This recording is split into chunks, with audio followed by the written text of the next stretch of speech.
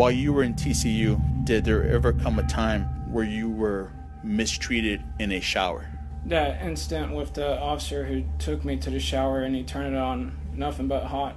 How long were you placed in the shower? For, I think, 10 or 15 minutes. Was the door closed while you were in the shower? Yes. Was it locked? Yes.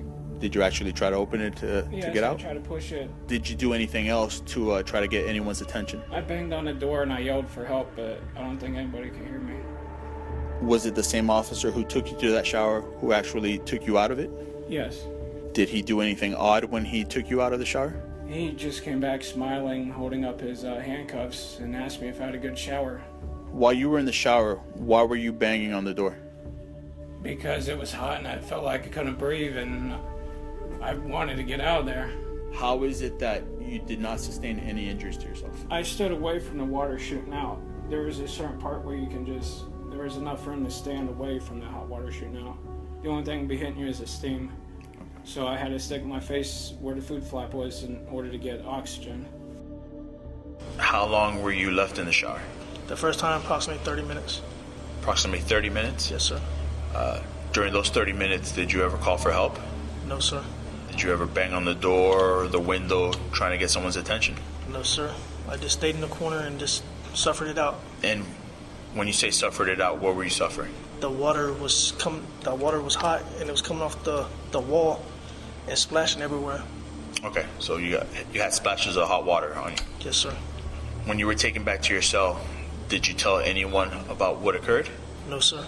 And I'm asking you if you told anyone. That includes any other inmates, any correctional staff, anyone from medical, any of your therapists? No, sir. Nobody, sir. Okay. I was in fear.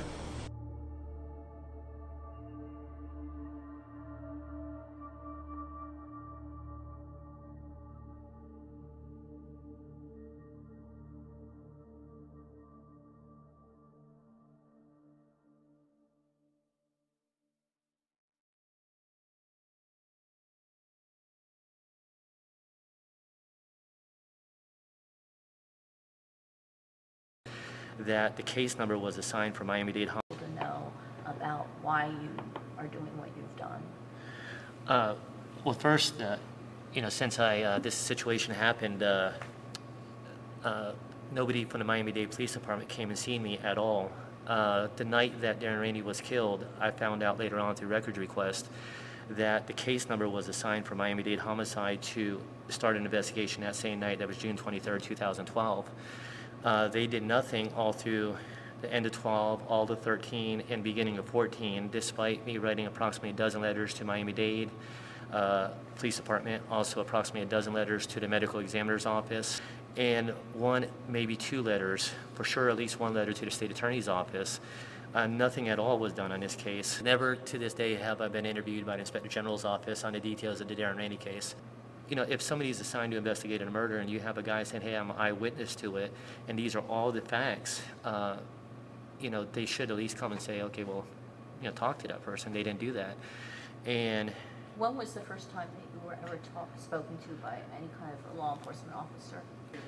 It was approximately a week and a half after I spoke with the Miami Herald for the first time on April the 14th of 2014 that I spoke for the first time face-to-face with the two case detectives that were assigned to the case at that time. Did you ask them why it took them so long? Yes, I actually asked them. I said, why is it that you're coming to speak with me now? Is it because of the media's inquiring on the case, or is it because I just filed an internal affairs complaint last week with the Miami-Dade Police Department? He said he was not aware of either of those, but then the conversation went to the whole next possible hour that we spoke of, you shouldn't be speaking with the media, you shouldn't be speaking with the media, you're our witness. So I told them. So they were do you think they were trying to intimidate you into not speaking anymore about it? Not so much intimidation at the time. What I was thinking at the time is that they didn't want me speaking with the media because the media was possibly now on the verge of forcing them to do something that they did not want to do.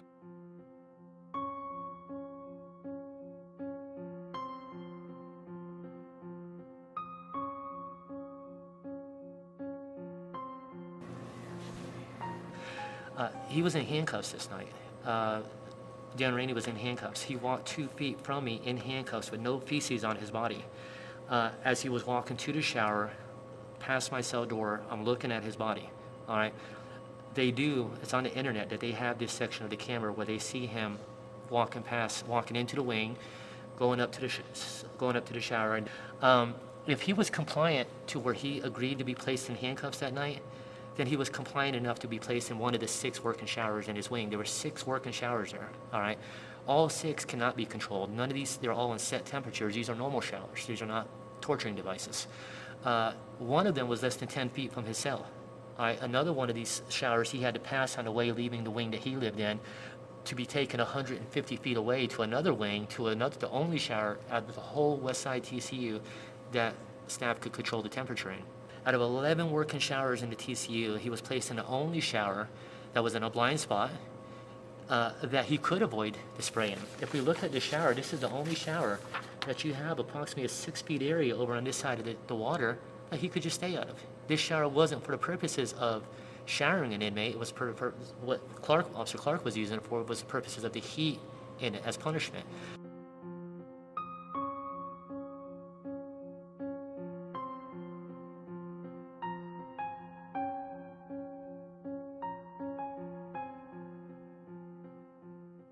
One of the things that hit me when Rainey was in the shower is his continued yelling. When everybody else got placed in there, they stopped within 10 or 15 minutes. And it didn't register, that they stopped. It didn't register why they stopped, but it registered that they stopped. And it was just quiet. All the other inmates, when they were in there, and just the water running. It was a loud pressure of the water running in the shower. But when Rainey was in there, his constant yelling caused me to actually question, and how come he's not stopping like everybody else?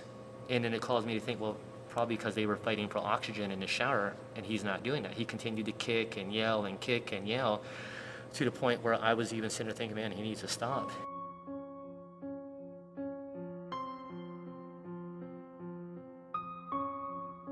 What I was told is that, and I was told this by Roland Clark, is that when Rainey was on the door, when he passed out or whatever happened, I heard him fall. I heard his last words, I heard him fall, and when he fell, what Roland Clark said, his body fell over the drain.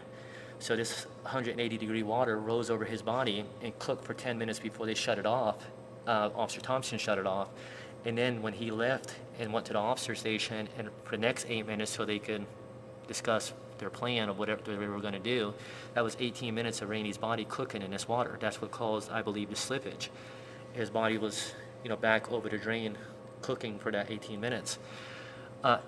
Also, every staff that worked at Westside TCU during the nighttime, every staff that worked that whole night, the night shift, even though some of the staffs that worked overtime, these are all potential witnesses. All these staff should be talked to determine, and they can get the work rosters for the staff that work to determine if any of them possibly could be valuable witnesses.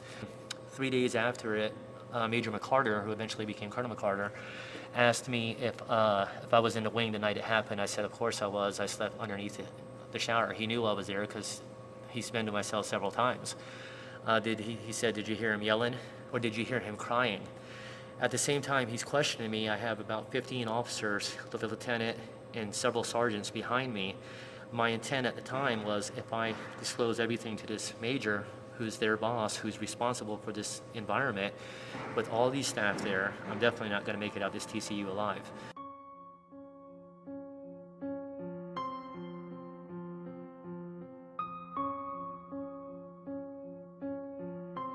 But in 2013, when I returned to Dade, it became so annoying. Almost all the TCU staff were now on the compound. And again, I was their main orderly in confinement. And Clark started calling me Cody, which is a slang for co-defendant. And one time I entered the officer station, and Officer McBean said, there goes Clark's Cody. Tell us what happened. So I knew the slang, and I said, well, what are you talking about? So I looked at Officer Roland Clark, or Sergeant Roland Clark at the time, and McBean said, with Rainey. And I said, well, I'd rather not talk about what happened. I said, if you guys are talking about it, I don't want to be involved with that. So the next day, I got Sergeant Clark alone, Roland Clark alone, and I asked him, I said, what are you doing? I said, you just shared the whole story with all your officers? And he said, yes. And I said, well, what'd you tell him? He says, well, I told him because of you, I ain't in prison, you're my Cody. And he just said it with a smile, thinking everything was cool, but to me, that was raising my stress levels more, because I'm sitting there thinking, man, if you only knew that I've already filed dozens of grievances. I've been writing for years. At the time, over a year, I've been writing different departments and different people. It's adding to my stress, because I'm sitting there and looking this guy in the face and sitting there thinking, okay, I have to play like I'm all right with him. Was your plan ever in the back of your mind thinking that maybe somehow this would help me in any way?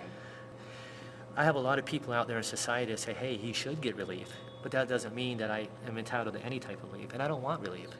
If I had a choice, and a lot of people continue to say, don't be making statements like, yeah, I have family that loves me. They don't want me to make statements like that. But to me, this is a lot more personal. And I tell them, I accept whatever road God wants me to be on. I've been down in prison 16 years. If God wants me to stay in prison and die in prison of old age or from some other cause, I'm willing to accept that. I've accepted that years ago. That's part of doing time and not allowing time to mess with you mentally, is understanding, what you could have to do. This to me is more of a personal issue, and I just want to see justice. I just want a proper investigation. If they come to you and they say they're not going to bring any charges, what's your reaction to that? To me, it would send out a strong alarm that the lives of people like Darren Rainey don't matter. And I would appeal to those people that I could appeal to in any way, shape, or form to show that they do matter. The lives of people like Rainey, who were poor, black, mentally disabled, prisoners, Muslims. I would appeal to all those groups, saying if his lives matter, let people know that, and in any way possible, because his life matters, to the point where I'm willing to go through the changes that I'm willing to. And there's a lot of people, a lot of good-hearted people like the Herald and other people that show that the lives of people like that matter. They do have value. So I would just appeal to those people, and I definitely would not give up. I've learned that persistentness is something that I guess a lot of people say that I'm good at, is being persistent, and I will continue to be persistent, because I believe that justice should be rendered, and that there's enough evidence to show it will be rendered.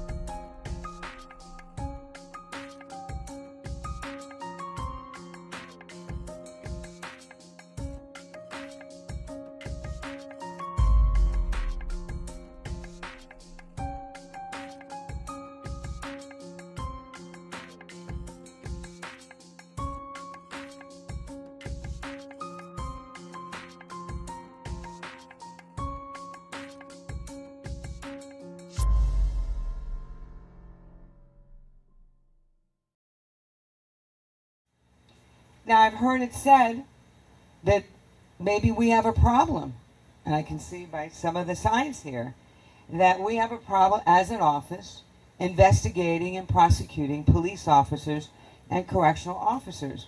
Well, that's just not true, and the record does not support that. In fact, and I welcome you to make a public records request, and we will make them readily available for you. Our office, since I've been the state attorney, has convicted over 315 police and correctional officers during my tenure, and many have gone to prison for 10, 15, up to 50 years. So obviously this office does not shy away from those responsibilities, and we take those responsibilities seriously. It's not easy, because our police officers are there to protect us, but when they do commit a crime, they're going to be held responsible just like anyone else. Our obligation as prosecutors is to only bring charges when we have got sufficient evidence to prove the case beyond a reasonable doubt. And because that is our standard, even if I believe somebody violated the law, if I can't prove it, I can't file it. That's why we ended up with so many people who look like me in prison, who died in prison, because prosecutors did that. That's not going to happen in this office, at least not while I'm here or while she's here. 24 years of excusing police brutality and ignoring abuse in the prison system is 24 years too long. That's why we asked for Ms. Rundle's resignation, so the Democratic Party of Miami-Dade can support a prosecutor who will pursue justice and help be part of the solution to repair a criminal justice system that has done so much damage to communities, especially communities of color, throughout the state and the country.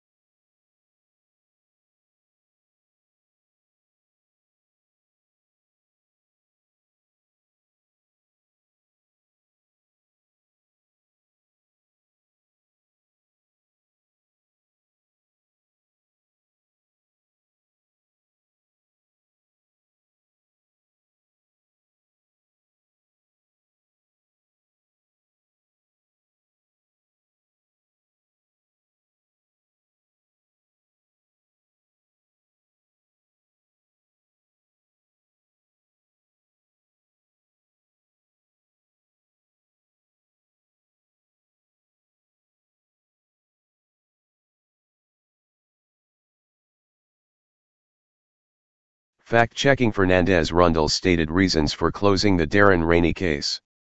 On May 30, just days after discussing the prospect of running for higher office with top Democrat State Attorney Katherine Fernandez Rundle appeared at a packed meeting of the Miami-Dade Democratic Party Executive Committee, equipped with an arsenal at her disposal. At her side were 4 top prosecutors. On the wall was a screen to present a detailed slideshow about her most recent controversial case. And in front of her she had a list of talking points. Fernandez Rundle was trying to quell the raucous crowd amid a growing backlash by civil rights advocates and others in her own party protesting what some said was her abysmal record of prosecuting corrupt and abusive law enforcement officers. Among the accomplishments she touted, "Since I've been state attorney, we have convicted," she continued, emphasizing the word convicted twice.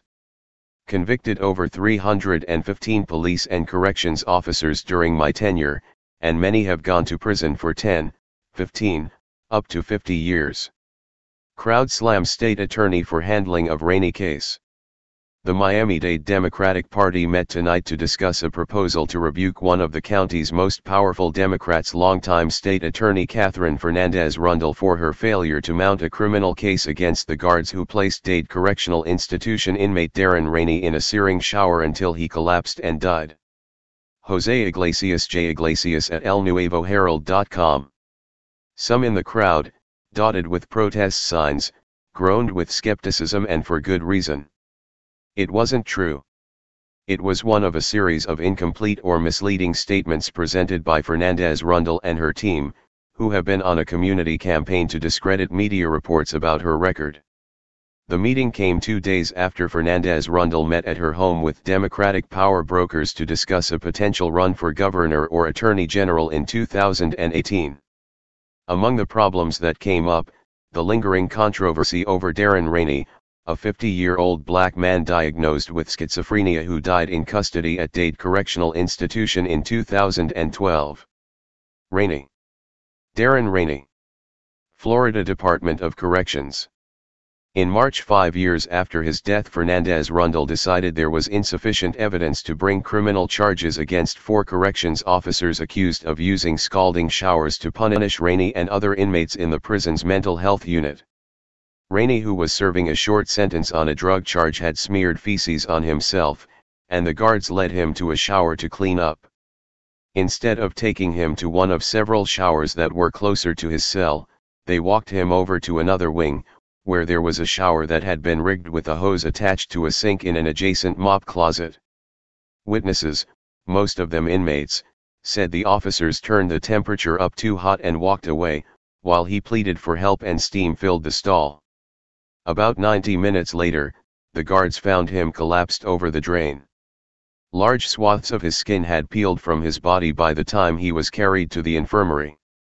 Since Fernandez Rundle's decision, questions have been raised about whether the police investigation and the autopsy were thorough and whether the state attorney excluded key evidence from witnesses and paramedics in her final report.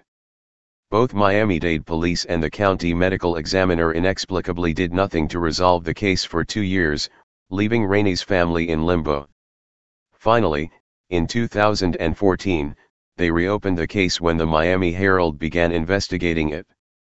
Another 2 years went by. Finally, in late 2015, Miami-Dade medical examiner Emma Lou concluded that Rainey's death was an accident caused by complications from his mental illness, heart disease, and confinement to a shower. Police detectives said they found no evidence that the shower was abnormally hot, although they never measured the water temperature at the time of his death. Lou determined that Rainey was not burned, explaining that his skin slippage was the result of post-mortem decomposition. The case, however, has been a flashpoint in the debate over law enforcement officers who use excessive and deadly force. Civil rights activists and some Democratic leaders believe that Fernandez Rundle hasn't been aggressive enough in prosecuting officers who break the law. Prison guards respond to a collapsed Darren Rainey. A video from inside Dade Correctional Institution, which was released by the Miami-Dade State Attorney's Office on March 17, 2017, shows the moment prison guards respond to a medical emergency regarding inmate Darren Rainey. Miami-Dade State Attorney Office. Standing at the lectern before a sweaty, standing room-only group at a Miami Springs Union Hall, Fernandez Rundle acknowledged her critics. "Now, I've heard it said that maybe we have a problem, and I can see by the signs have a problem investigating and prosecuting police officers and corrections officers, but that's simply not true and our record supports that," she said.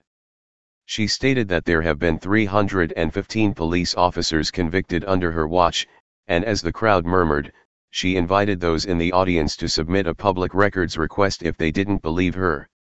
The Herald filed a records request the following day. Fernandez Rundle's office provided a list of 315 names but offered no information about what each officer was convicted of. After the Herald pushed for more information, Fernandez Rundle acknowledged that not all those officers had been convicted. "It came to my attention yesterday evening that I misspoke at the meeting Tuesday, reference the prosecution/conviction of police and correction officers," she wrote in an email to the Herald. "I should have said prosecuted, not convicted. Not all those prosecuted are convicted, for instance acquittals, cases sealed/expunged would be exceptions." More than a week later, despite a pending public records request, the Herald has not received a list of convicted officers, nor has Fernandez Rundle, in office for 24 years, explained why she would conflate convictions and prosecutions. The mistake made the head of Miami-Dade's police union laugh. "They've maybe had a handful of convictions. They have a habit of categorizing them in such a way to make it appear that they've made all these public corruption cases," said John Rivera, president of Miami-Dade's Police Benevolent Association. "So, for example, an officer gets convicted of DUI or domestic violence, they put that down as a conviction under public corruption. Their record is so dismal on public corruption prosecutions that that's how they do it, to make it look like they have good record." The public outcry over the Rainey case mirrors a national divide over racial and ethnic disparities in policing, with people of color pointing out that they are more likely than white people to be stopped, searched, and killed by police officers or abused in custody. Civil rights groups contend that even when it seems clear that an officer acted criminally or negligently, it's rare that they are held accountable. They've maybe had a handful of convictions. They have a habit of categorizing them in such a way to make it appear that they've made all these public corruption cases. John Rivera, president of Miami-Dade's Police Benevolent Association. In the past 28 years, only one law enforcement officer in Miami-Dade County was prosecuted and convicted in a shooting William Lozano, in 1989, and that conviction was overturned. When I heard she was running for governor, I immediately said she is looking for a graceful way to exit so she doesn't leave under a cloud, said Rivera, who supported Fernandez Rundle early in her career. Now her party is turning on her and she wants to leave with all her flags up. Rivera, who runs one of the most powerful police unions in the country and has been known to criticize the state attorney's office, believes that Fernandez Rundle's problem isn't that she doesn't go after police officers, it's that she takes too long to bring the cases to conclusion, leaving both the officers and the victims with no closure, sometimes for years. The longer you let something sit on a shelf, then people don't remember it, but that doesn't do anyone justice from our perspective, not the police officers or the public. At the Democratic Committee meeting, Fernandez Rundle talked about the difficulty in prosecuting police officers, who have wide protections under Florida law. But, she said, those obstacles are not as crucial as staying true to her principles. Our guiding principles are: was there a violation of the law, and can any persons be held responsible for those acts, and whether sufficient evidence exists that can be proven in a court of law, not the court of public opinion. Katherine Fernandez Rundle. Our guiding principles are: was there a violation of the law, and can any persons be held responsible for those acts, and whether sufficient evidence exists that can be proven in a court of law, not the court of public opinion. The facts. In claiming the 315 convictions, Fernandez Rundle said many of the officers had gone to prison for 10, 15, and even 50 years. Fact. In Fernandez Rundle's response to the Herald's public records request, she provided a separate list of convictions, 9 of them. One law enforcement officer was sentenced to 50 years, 2 to 10 years, and 1 for 8 years. The rest of the 9 received 4 years or less. Meanwhile, Chief Assistant Kathleen Hogue presented a slideshow to dispel what Fernandez Rundle has called a false narrative in the media about the Rainey case. The slideshow listed 4 critical questions, answered by Hogue, who showed graphic photographs of Rainey's nearly naked body, taken in the prison infirmary after his death. Here are her questions. Question 1, was Mr. Rainey burned? Hogue said Miami-Dade's medical examiner Emma Lou found that Rainey's death was an accident and he suffered no burns, a conclusion that Fernandez Rundle said was critical to her decision not to charge the officers. Fact. Lou took a single sample from a single area of Rainey's skin to test for burns, so it's not clear whether she sampled portions of his body that were relevant. A paramedic who responded to the prison wrote that prison staff told him that Rainey had been burned over nearly a third of his body. He also wrote that it appeared that his injuries were second and third degree burns. Hogue said there were no burns on Rainey's feet, an unlikely outcome, she said, had he been standing in scalding water. Fact. Witnesses said Rainey was wearing shoes, one of which is visible in a photo of the shower stall taken shortly after his death. The state attorney's office said Darren Rainey's feet would have been burned had the water in the prison shower been excessively hot. But a photo of the stall shoes a flip-flop, indicating he wasn't barefoot. Miami-Dade Police Department. County officials have refused to allow an independent review of Dr. Lou's findings, which have been questioned by 2 forensic pathologists who reviewed the autopsy and photographs for the Herald. The doctors were not paid for the review, as the state attorney's office has suggested, but conducted it as a public service. Fernandez Rundle, I'm told the Rainey family themselves do not want another review by a different medical examiner of tissue samples. I take the Rainey family wishes very seriously and they mean a lot to me. Fact. Rainey's family is, in fact, not satisfied with Lou's conclusion and does want an independent review. It has arranged for its own forensic pathologist. Question 2, was the water temperature at the time Mr. Rainey was in the shower 160 to 180 degrees? Hogue correctly stated that no one knows exactly what the temperature was at the moment Rainey took his shower. However, she left out key details, and distorted the facts surrounding temperatures taken 2 days after his death. Fact. Dr. Lou, despite believing that Rainey's injuries were not from scalding water, did ask Miami-Dade police detectives to return to the prison to take a water temperature reading right after his death. Detectives inexplicably failed to do that. Hogue also misstated information about water temperatures measured 2 days after Rainey's death. Hogue, the first temperature reading was 120 to 126 and was taken by Assistant Warden James McClellan in the morning with a digital thermometer, Hogue told the crowd. On the slide, another reading was listed under McClellan's, one taken by Captain Darlene Dixon, which was 160 degrees. Fact, the state attorney has provided no evidence that McClellan's reading came first. The Herald has asked the state attorney to provide evidence of this, but the office has thus far failed to do so. Furthermore, Dixon asked prison maintenance staff to adjust the temperature after her reading, according to an email obtained by the Herald. It's possible McClellan took his reading after it had been adjusted. Hogue accurately pointed out that a temperature reading 2 days later did not mean the water was the same temperature that night. Question 3, was Mr. Rainey forced to stand under a spray of water? Hogue contends prison video shows that Rainey was voluntarily taken to the shower by corrections officers. Fact, the video also shows that he was handcuffed and wearing a garment similar to a straitjacket, so he had no choice but to go to the shower they escorted him to. Hogue said Rainey was able to stand on the side of the shower to evade the narrow stream of water before his collapse. Fact, she did not address the steam that he would have been exposed to from a 160-degree shower in an enclosed room. Her argument also didn't mesh with explanations given by corrections officers, who said they locked him in that shower and left him there because he would resist showering and they could control the water, keep it running, rather than rely on him to turn on the spray. Nor did anyone address the prison system's 5-page forced hygiene compliance procedure that is supposed to be followed when an inmate resists washing up.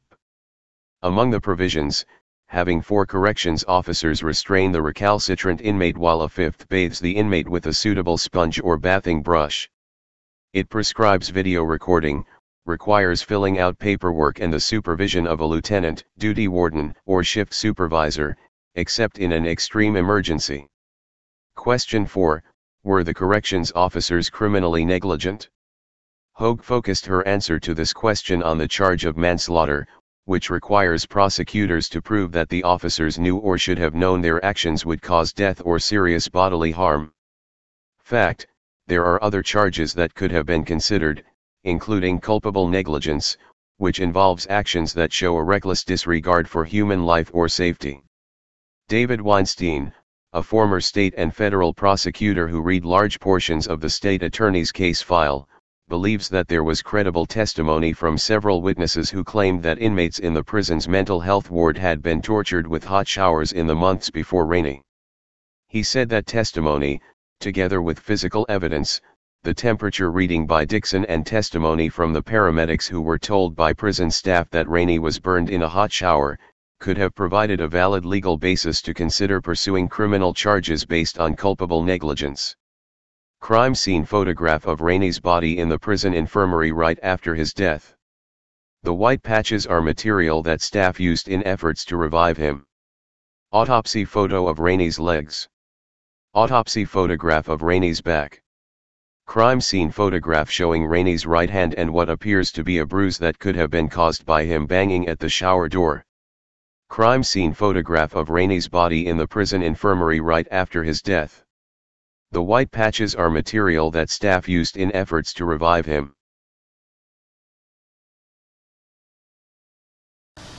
Hey Charlotte County, this is Charlotte County COPWATCH, and I wanted to explain what fair use is. You can use pieces of news articles if you're doing it for news reporting, you have commentary, and you're doing it for education purposes. So that's what fair use is, as you can see right here. Another reason why I wanted to make this video is to let you know I have just joined with Patreon. A nice thing with Patreon, I make no money on YouTube. They took the money away years ago, and so this is another way to give, and it's a nice thing too because you can give monthly. You can give $1, $5, $10, whatever. I do 4 to 5 hours a day on trying to wake the sheeple up on how corrupt it is and different ways that you can fight the corruption. So Patreon is a way that you can do it, and then of course the old way is still there. Donate to Sheriff County COPWATCH with PayPal or credit card. So keep that in mind. 4 to 5 hours a day. I make no money, but the corruption happened to me, and I'm sick of it. So I'm trying to wake people up. But my wife would love it if some, if we could get some help out there. There's 47,000 subscribers. Just think if each one of you subscribers just gave a,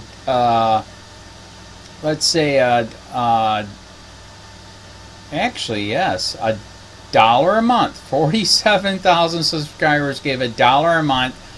That would be awesome. That's not going to happen. But anyways, that would be great if it did happen. But, do the math in your head. Just think about it. Like I said, 4 to 5 hours a day. I get no money from YouTube. YouTube has gone nuts. You can't do anything anymore.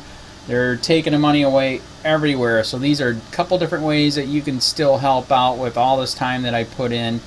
And as you know, I'm in a special situation where, at least I can do it, 4 to 5 hours a day. We have a cleaning company during the day. That's what allows me to do this, and we're debt-free. So this is my hobby. I don't go fishing and all that other crap. I try to save the world. So help me out to make the wife happy, man. In fact, if you guys did give $1 a day, and there was 47,000 of you, and you did it, and each of you gave $1, and that was every month, oh my God, yes, I could quit. I could start suing them. Another idea, too, that we have is, if I got, some funds, we could actually contact everyone that has been ticketed and or arrested and put in jail and start sending them postcards to let them know we're here, and to see if everything went all right, and if it didn't, find out their story. So we could even do more investigations and more lawsuits. Lawsuits take money. So just think about that. 47,000 of you so far right now. $1 a day.